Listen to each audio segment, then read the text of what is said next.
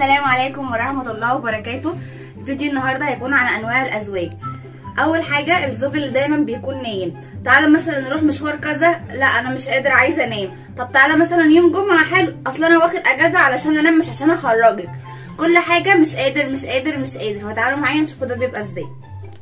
احمد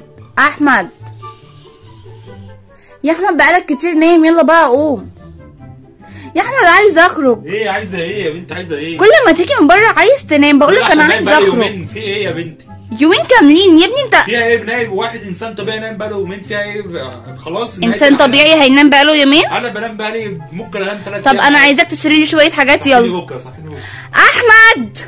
وتاني حاجه الزوج اللي دايما مشغول، اللي هو مثلا تعالى مثلا انا محتاجاك في حاجه، انت مش شايفاني مشغول، انا ورايا شغل، حتى في البيت مكالمات شغل على طول على طول على طول. ازاي يعني الفايل ده مش موجود في الشغل؟ انتوا اتجننتوا احمد كده. احمد لو سمحت. انت ايه؟ انت سامعني كده وانا بتكلم؟ لا ما تستعملش تقول الشبكه وحشه. انت ازاي يعني؟ يا احمد لو سمحت انا محتاجاك يا احمد. ثانيه خليك معايا، مش شايفاني مشغول؟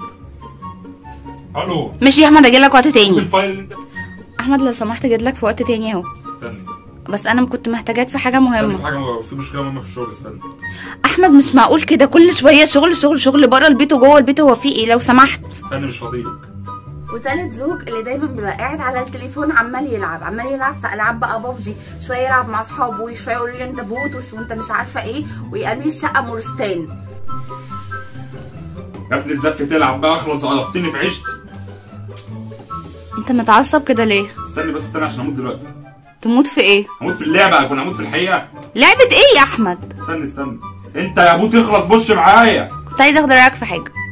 مش وقت يا احمد. مشغول بلعب. هاتيني مت اهو هتكون قلف.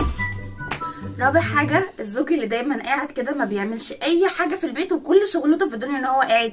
هاتيلي ميه، هاتيلي مش عارفه ايه، هاتيلي طول ما هو قاعد. حتى لو قاعد والريموت جنبه تعالي هاتيلي الريموت. هجر هاتيلي اشرب. هجر قطعي لي رمان، حط عليه تفاح وموز وهاتيهولي. هجر شيلي الواد من هنا حطيه هنا. هجر هديلي التليفون من عليك وحطيه فيه. هجر خد المخده دي انا مش عايزها. خامس واحد بتاع البنات ما بيعملش اي حاجه غير ان هو قاعد كده يتفرج على تيك توك على كواي. البنات مثلا يشوفها مش عارفه لابسه ايه، يفضل يقلب دي لابسه ودي عامله ومش عارفه ايه وبس كده. هو بتاع بنات، يكلم بنات يعمل وبس كده. دي كل شغلته في الحياه. والصوت يا عم انت وهو. ايه ده في ايه؟ ايه في ايه؟ بتعمل ايه؟ لا ده انا اسمها دي بشوف حاجه جديده نزلت على الفيسبوك. طب وانت قاعد اصلا كده ليه؟ قاعد ظهرك للحيطه اللي انت دايما كنت بتقعد الناحيه دي. لا عشان بس ظهري وجعني هنا، فقلت اما اقعد هنا ممكن الحته هنا تكون اكتر ما تكون هنا، فعشان كده قعدت هنا. طيب ولا ايه؟ لا هسيبك انا بقى دلوقتي. باي. يلا سلام.